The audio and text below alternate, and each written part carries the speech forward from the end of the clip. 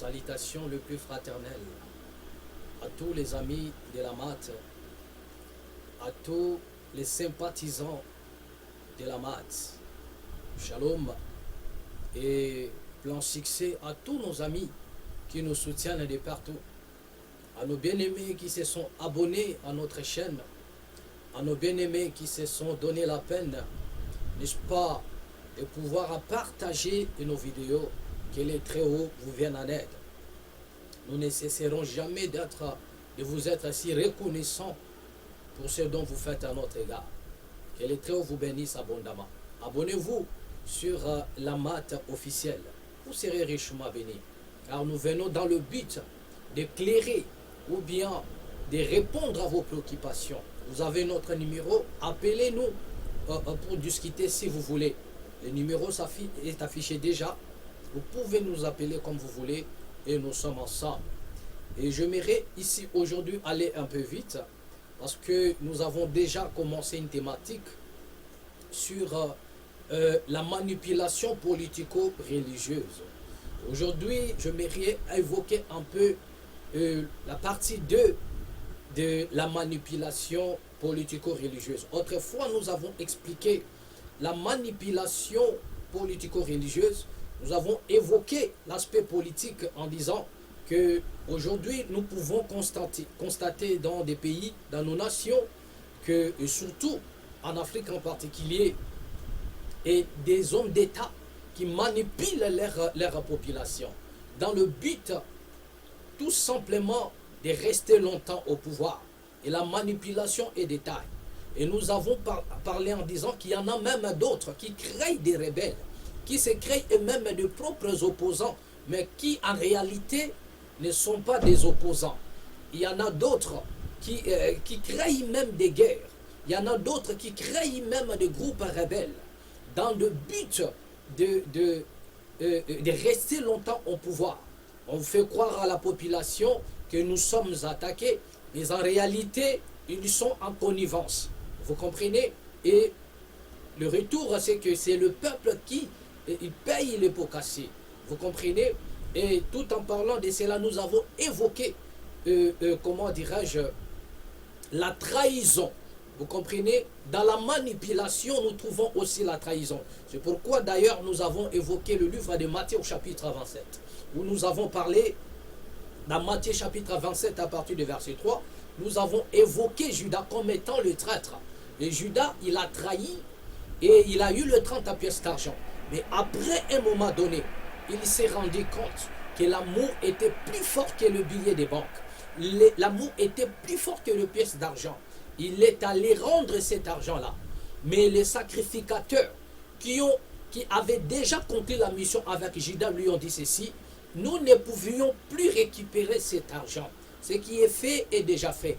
Vous avez trahi et les conséquences doivent s'en suivre.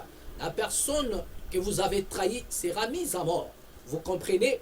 Donc à un moment donné, vous allez comprendre que nous avons expliqué pour dire que la trahison ne peut en aucun cas réparer. La trahison ne peut que faire appel à la mort. La trahison ne peut que faire appel au sang. C'est pourquoi nous avons expliqué sur le cas de Yehuda ou Judas, lorsqu'il a trahi, les sacrificateurs ont pris cet argent. Ils se sont dit ceci: nous n'allons plus remettre cet argent dans les trésors. Vous comprenez? Ça dit que cet argent sortait des trésors dans le but d'accomplir une mission. Et nous avons dit, remarquez comment est-ce que les gens s'enrichissent dans une nation. Nous avons des politiques qui deviennent de plus en plus riches avec l'argent du trésor.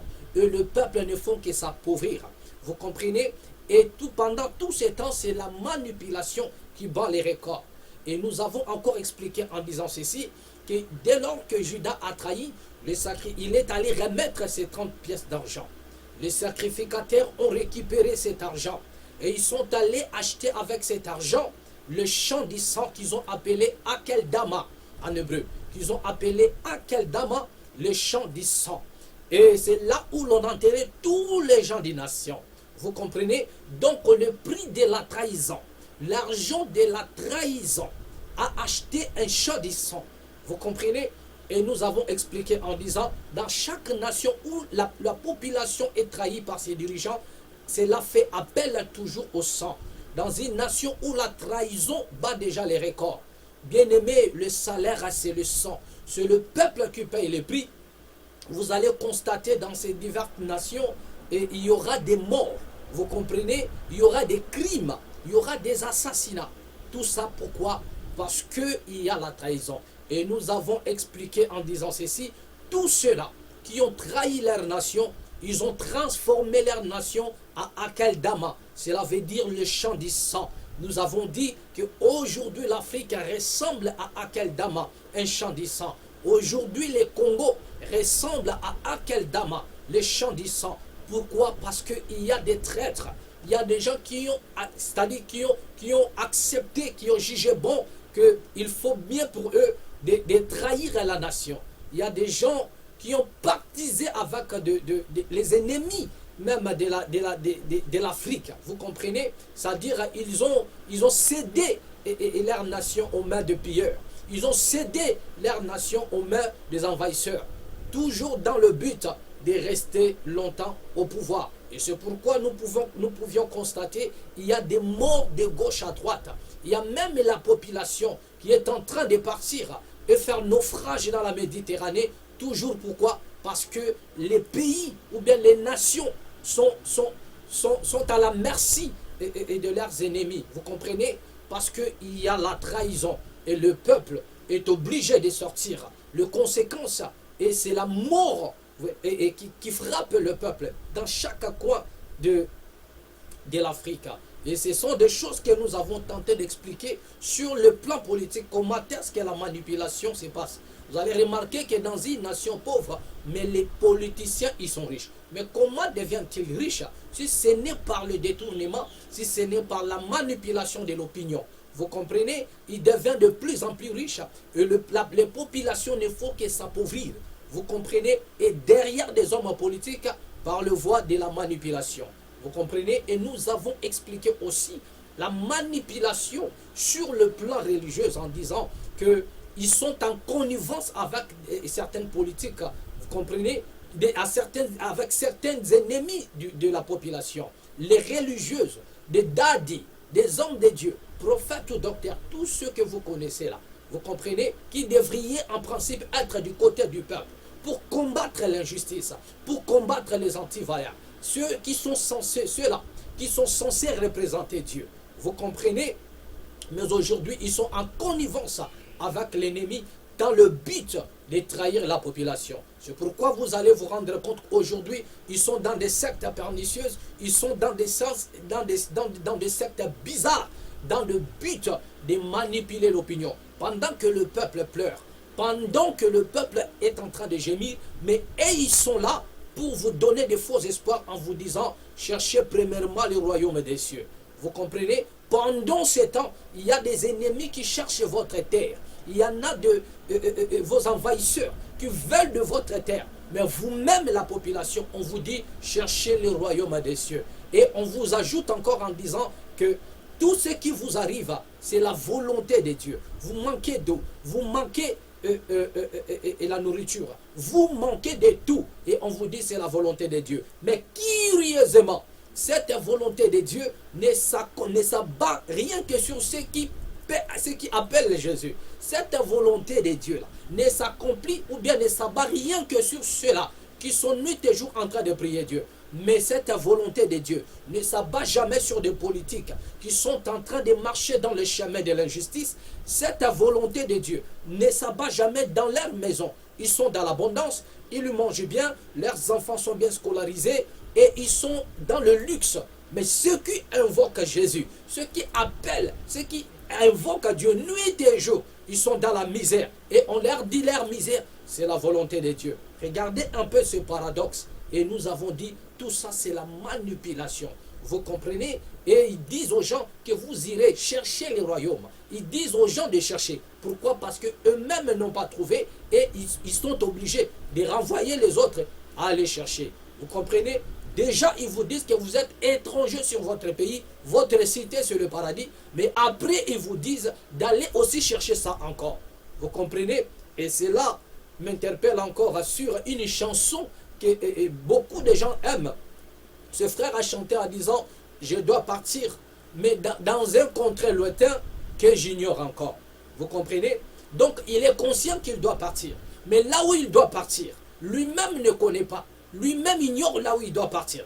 Donc regardez un peu un malade spirituel. Regardez un peu un aliéné spirituel. Un aliéné au cadre. Vous comprenez? C'est-à-dire qu'il met en place une chanson. Il dit je dois partir. Mais c'est dans un contre lointain, mais que j'ignore encore. Donc il est conscient qu'il doit partir.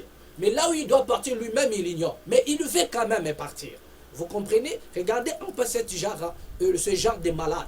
Vous comprenez? Donc il veut partir, mais il ignore là où il veut partir. Mais monsieur, comment peux-tu déjà partir là où tu ignores encore? Mais quand même tu veux partir. Donc soit tu es malade, soit tu ne comprends ni ce que tu chantes, ni ce que tu affirmes auprès des gens.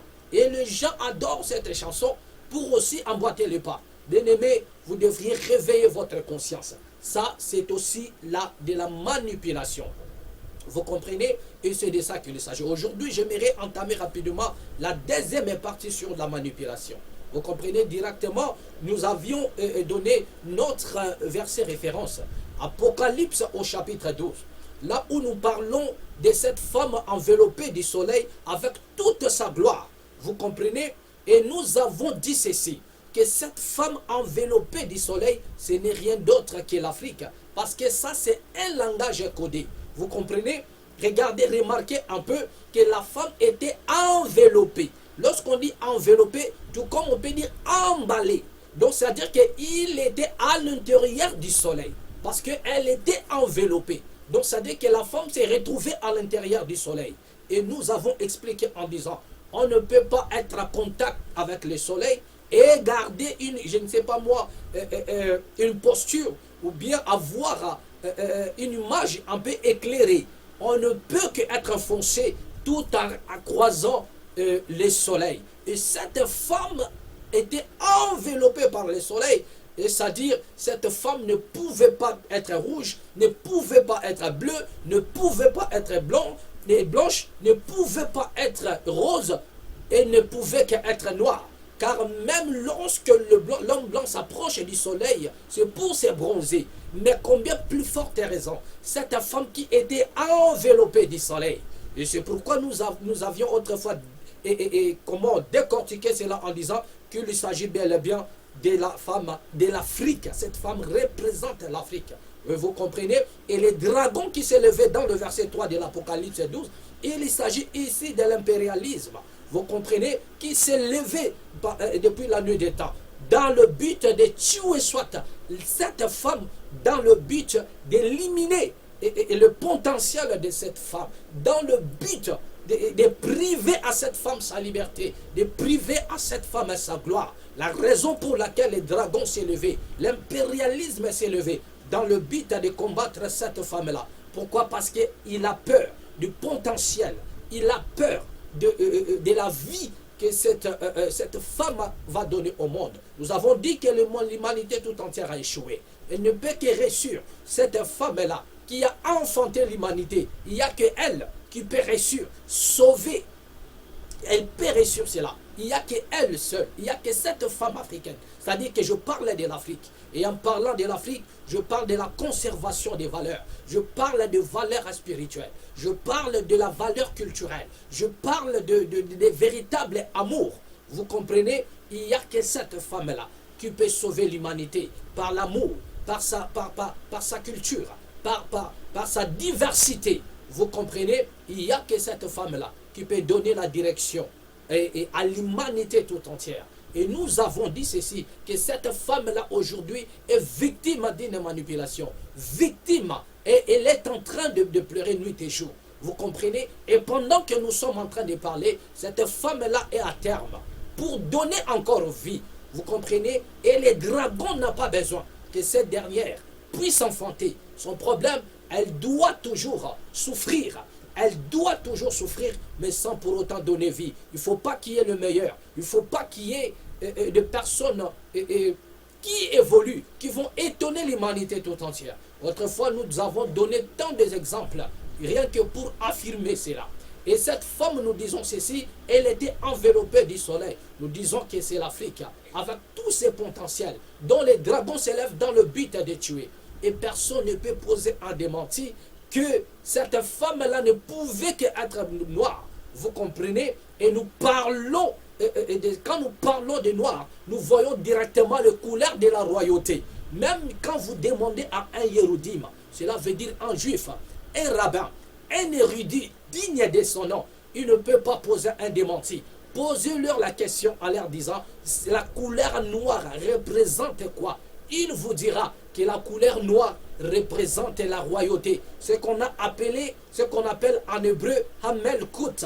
C'est-à-dire que Hamel Kout, c'est le noir, c'est la couleur du trône. Vous comprenez? C'est la couleur du trône de majesté. C'est la couleur noire. Aucun érudit digne de son nom ne pourra poser un démenti face à ce que nous sommes en train de dire. Vous comprenez? Donc c'est ça Hamel Kout. Donc cette femme-là portait Hamel Kout. C'est cette femme-là qui porte la royauté. Vous comprenez? Donc, et dans l'Apocalypse, chapitre 12, il s'agit d'une femme qui porte la royauté. Mais le problème, elle a été usurpée et les dragons s'élèvent dans le but de tuer pour que cette royauté ne se manifeste pas. Parce que la Hamel Kout, c'est le noir. C'est ça la couleur du trône de majesté. Demandez à n'importe quel juif, il ne va pas poser un démenti et vous dire le contraire. Mais aujourd'hui, j'aimerais encore enrichir cela. C'est de ça qu'il s'agit, la manipulation. Sur le plan spirituel, nous avons essayé d'expliquer. Aujourd'hui, nous avons encore emboîté les pas, toujours dans la manipulation, la partie 2. Ici, nous sommes en train d'évoquer cette histoire. Dans Genèse au chapitre 22. Je suis dans Genèse au chapitre 22. Vous comprenez?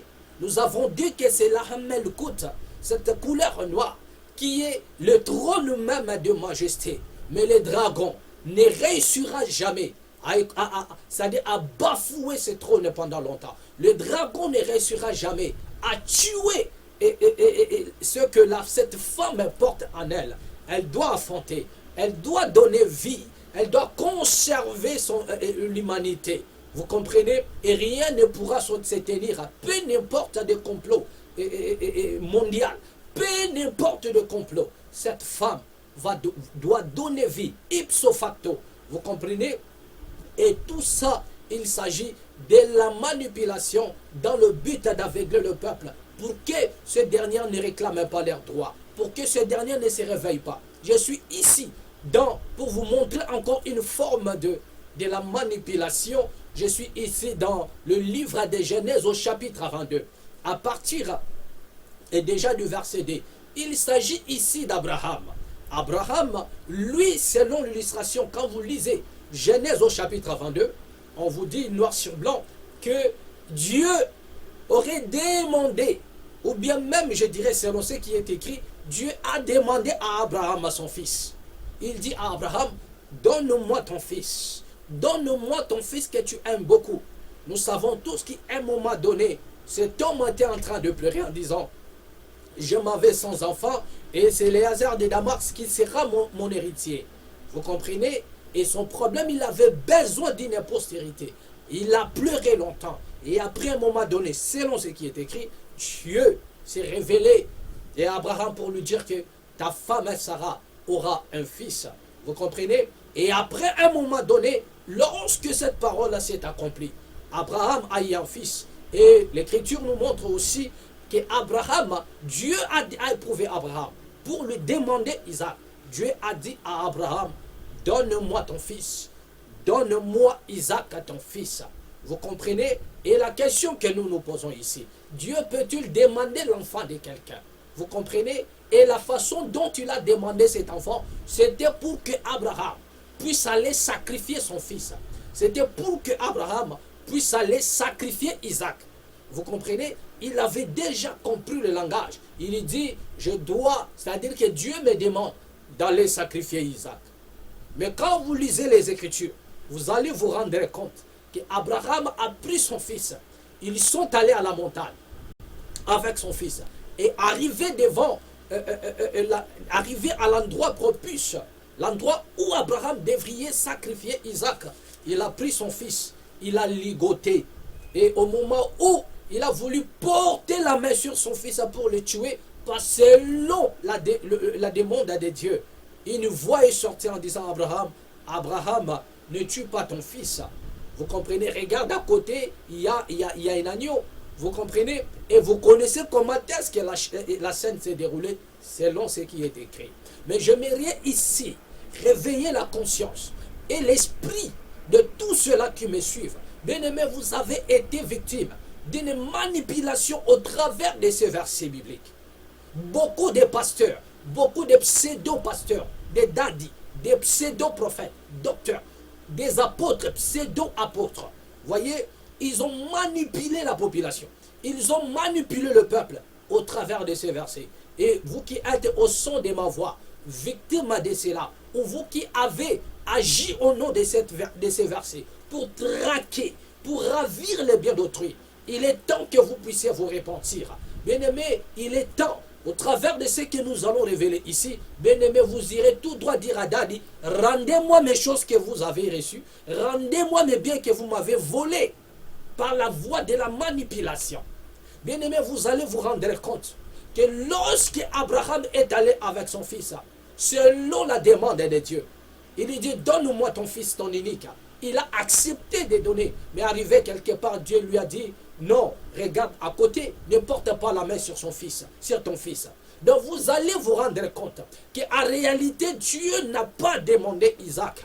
Dieu n'a pas demandé à Abraham son fils, mais Dieu a demandé le cœur d'Abraham. Pourquoi? Parce que Abraham a aimé beaucoup son fils Isaac. Bien aimé, remarquez un peu qu'Abraham a pleuré même. Il dit, je m'en vais sans enfant, tu ne m'as pas donné une postérité, nanani, nanana. Et quand tu l'as reçu, étant vieux, il a reçu Isaac. Il avait toute son affection, tout son amour à Isaac.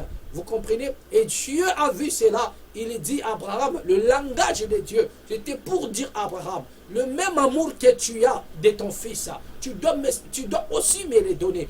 Donne-moi de cet amour que tu as aussi donné à ton fils. En réalité, ce n'était pas le fils qu'il avait besoin, mais il avait besoin aussi de ce cœur-là.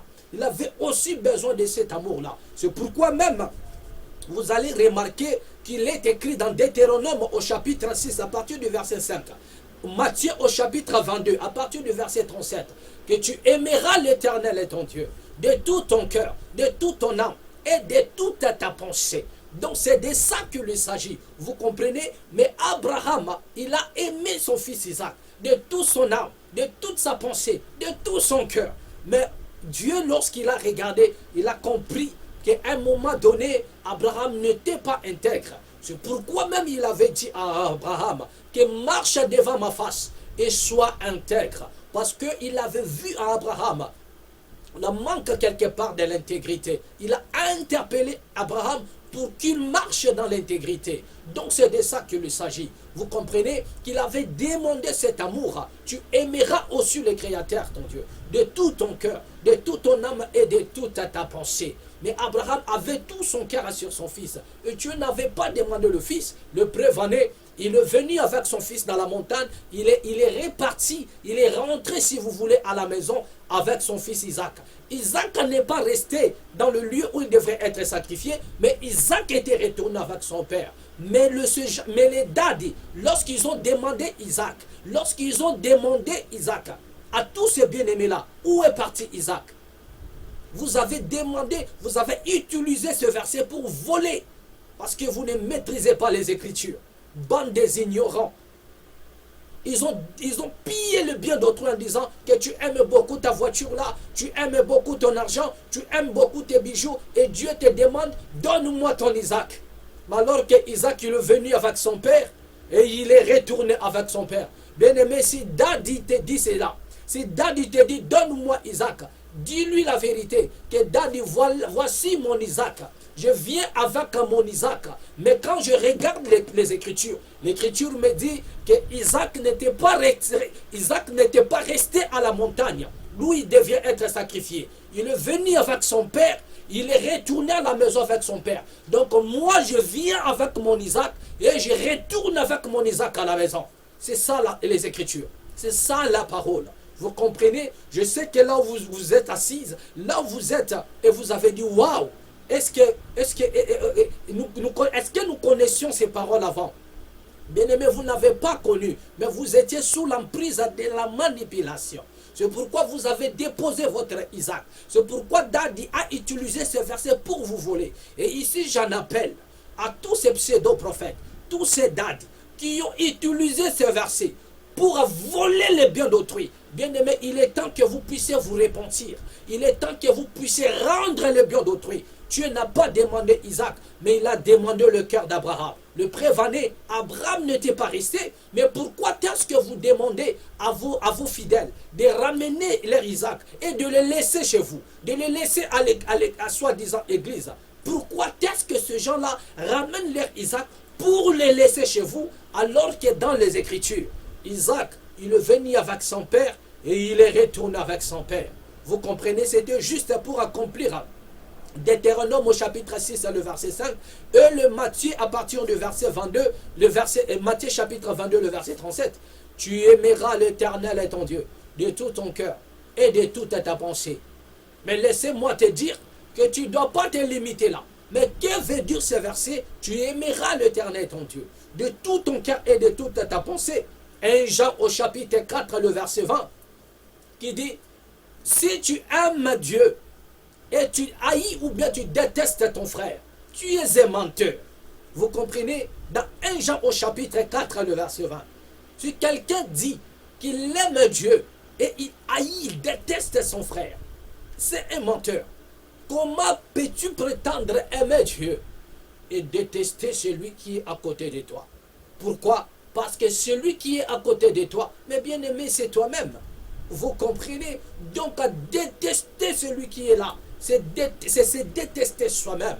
Vous ne pouvez pas aimer Dieu. Si vous prétendez aimer Dieu, mais vous détestez celui qui est aux côtés de vous.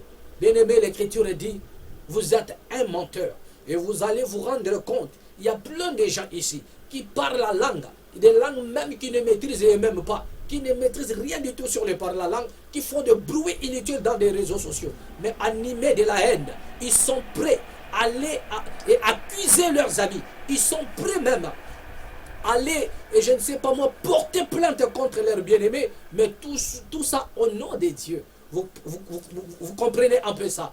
Remplis de la haine, qui détestent la réussite des autres. Ils ont la haine de voir les autres s'épanouir. Ils ont la haine de voir les autres se marier. Ils ont la haine de voir les autres aller de l'avant. Ils ont la haine de voir les autres avoir des enfants. Ils ont la haine de voir les autres avoir une vie d'épanouissement. Mais les mêmes personnes, ils sont là dans des réseaux sociaux en train de faire des bruits, soit en disant ils parlent la langue, en train de crier dans des réseaux sociaux qui sont des servantes serviteurs de Dieu. Mais en réalité, regardez leur vie en dehors des caméras, bien-aimés, ils sont gangrénés par la haine. Ils sont remplis de la haine. Mais là, les Écritures déclarent dans 1 Jean 80, bien-aimé, tu es un menteur si tu prétends aimer Dieu et il y a en toi la haine de détester ton frère. La haine de détester celui qui est à côté de toi. Or, dès lors que tu aimes celui-là, ça dit que c'est à toi-même que tu te fais du bien. Parce que ton prochain, c'est toi. Vous comprenez? Et voilà. Donc, dès lors qu'on est victime de la manipulation, c'est comme ça que ça donne.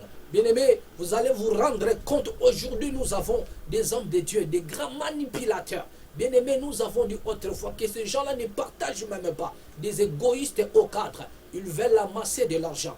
Dès lors qu'il est dans le problème, il vous dira que non, voilà ce que Dieu me dit. Mais dès lors que l'autre est dans le problème, Dieu ne dit absolument rien. Là, il commence à te fortifier en disant, non, c'est bon, ça va aller, va prier. Mais dès lors que lui, il est dans le problème, il trouve l'occasion propice pour faire un appel de fonds, pour traquer, pour voler, même au travers des fausses prophéties, au travers de la manipulation des Écritures. Et ne fût-ce que pour avoir de l'argent.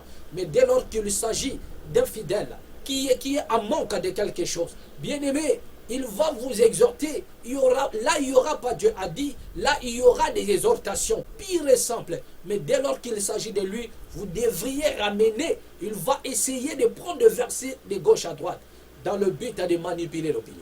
Mais il est temps que cela s'arrête. Il est temps que cela cesse. C'est pourquoi nous vous avons dit ceci.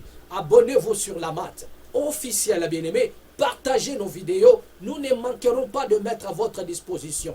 Bien-aimé, c'est dont nous avons reçu gratuitement nous allons répondre à vos aspirations. Bien-aimés, ce n'est que le début, mais nous allons frapper fort. Bien-aimés, nous sommes en train de s'organiser à chercher des matos pour encore améliorer notre qualité, la qualité de nos émissions, perfectionner encore, voyez, par des matos. Mais là, du coup, nous sommes en train déjà de mettre à votre disposition quelque chose. Abonnez-vous tout simplement et que les Très-Hauts vous viennent en aide. Merci à tous les bien-aimés qui ont assisté à notre vidéo. Merci à tous les bien-aimés qui ont partagé. Merci et que le Très-Haut vous bénisse. Vous qui partagez cette vidéo, soyez visités, soyez comblés. Vous comprenez, vous qui êtes au son de ma voix, que les Très-Hauts déversent sur vous la rosée du ciel et que la terre vous soit donnée en possession partout où vous foulerez la plante de vos pieds. Merci, nous sommes encore ensemble. Amashiaka est avec vous et la victoire, elle est certaine. Bien-aimés, c'était la manipulation partie D. Nous allons encore revenir prochainement pour enrichir, vous démontrer en suffisance. Bien-aimés, toutes sortes de la manipulation que ces dads utilisent pour nous maintenir dans l'esclavagisme, pour nous maintenir dans l'ignorance sur le plan spirituel, sur tous les plans, bien-aimés. Nous allons décortiquer cela et la lumière apparaîtra dans vos vies. Merci et à nous revoir plus tard et au prochain numéro. Amen.